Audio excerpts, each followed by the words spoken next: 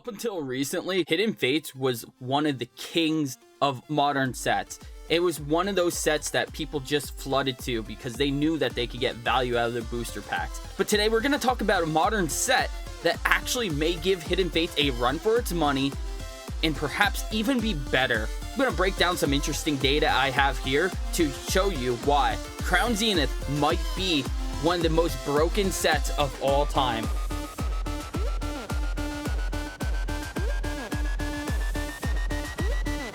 What's up everyone and welcome to the channel. If this is your first time here, I'm Cody from Selling's Pokemart. If you'd like to support the channel or the store, you can head on over to the link in the description below where you can check out our website and all the assortment of sealed products and singles that we have there.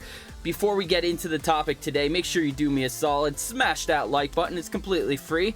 Subscribe to the channel if you haven't already, and make sure you hit that notification bell. For anyone wondering, I have a ruptured eardrum, which is why I have a bandage over my ear. Let's go over to TCG Player and let's talk about some values of these sets.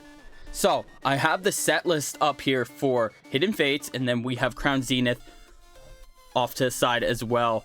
As you can see here, obviously we have the big chase card Charizard. Market value is $353. This is a banger of a card. It's a beautiful chase. It took me years to pull this card. And then the second place, by no surprise, is the Umbreon, the shiny Umbreon. It's actually a really beautiful card, and that market price is about $100. Now keep in mind that some of these prices have actually gone up since release of Hidden Fates. These prices weren't all identical when the set just came out. So we're comparing a set that had time to actually start appreciating to a set that just came out and started depreciating. So this is a very interesting comparison, but I wanted to make sure I waited until after release weekend to actually put this video out here because I didn't want to make the video with all these inflated prices with Crown Zenith just hitting the market. So now singles actually got out on the market. People opened up product now, and you know, it's the next week. People are going to be opening this set for a while. However, we have a lot to look at here because right here we're just talking about the top 15 of each set. All right, we got Cynthia here for $70, full art supporter. Sylveon for $67. Espeon for $48, Mewtwo for $41. Now this one actually plummeted quite a bit. I remember this was actually had to have been like a $75 card maybe about a year ago, maybe a year and a half ago. I actually remember I had one of these. I sold it, and I think I sold it for $75, $80. This might have been during the beginning of the pandemic, which makes sense because a lot of prices were a little bit higher than they should have been. We have Leafeon GX, Greninja. Look at the prices here, $33, $30. We're literally 8 cards in. We're still talking about $30 cards, and you got to understand these were not extremely rare. To pull a full art shiny, I'd say maybe you'd get like 1 out of 2 tins or so. Like, they weren't like that incredibly rare. You'd get like a baby shiny out of every tin, guaranteed, basically. It's not technically a guarantee, but I've opened quite a bit of Hidden Fates, and I've had tins where I've gotten a full art and a baby shiny in a single tin. I've gotten tins where I've gotten 3 shinies already. So we got Lucario, $23, Gardevoir, $23, Darkrai, $22, Scizor, $21, and actually, this is actually a little bit surprising here, but Eevee, a baby shiny, actually makes it in the top 15 list. It's a $20 card. That's pretty insane. I'm actually shocked to not see Charmander. I wonder, that must have tanked a little bit in value or something. But we have the Tapu Lele GX gold card, which these gold cards were harder to pull than these regular shiny full arts, but they just weren't as popular. And then we have, that was a $20 card, and then Glaceon is an $18 card. So that's about 15 of the top cards in Hidden Fates. And what I basically did was I added everything up, the market value of the top 15. We have a total value of about $890 if you were to like buy the top 15 cards in this set. All right, then divide that by 15. The average value of the top 15 cards is a little bit over $59 per card. So now we're gonna head on over here to Crown Zenith, And look at this. This is actually interesting. So Giratina actually dropped. I was actually following this stuff a little bit. This is why I actually wanted to wait to make this video. I was thinking about making it over the weekend, and I'm like, you know what? I should hold off. This market price was like 120 when I was looking at it before. Our market price is 168.86. That is absolutely insane. I was actually not expecting that. I was expecting that. I thought the prices that I saw over the weekend were actually pretty fair, where, you know, I thought the top card probably 120 sounds about right here. But look at this. Then 120 for the Arceus. The Mewtwo did take a little bit of dip. So the Mewtwo was around, I think it was around $90, $95 back when I was watching the market a little bit here. So it did drop a little bit, but not a whole lot. And I don't expect this one to really drop too much more, just because this is going to probably be one of the top chase cards no matter what. This is a very popular artwork, and a lot of people are chasing after this. Plus, you have Charizard in the artwork itself. You really can't go wrong. This one went up a little bit, I think, as well. $71, $63 for the Palkia, which I believe the Palkia was going for about 50. I want to say the high 50s. So some of these cards are, it looks like the market's actually correcting here. Like this, some things actually went up within the last couple days. So then we have Leafeon V-Star. No surprise that this is in the top 15. $42, $40 for the Suicune V. $32. I'm actually surprised that Glaceon is actually behind Suicune right now.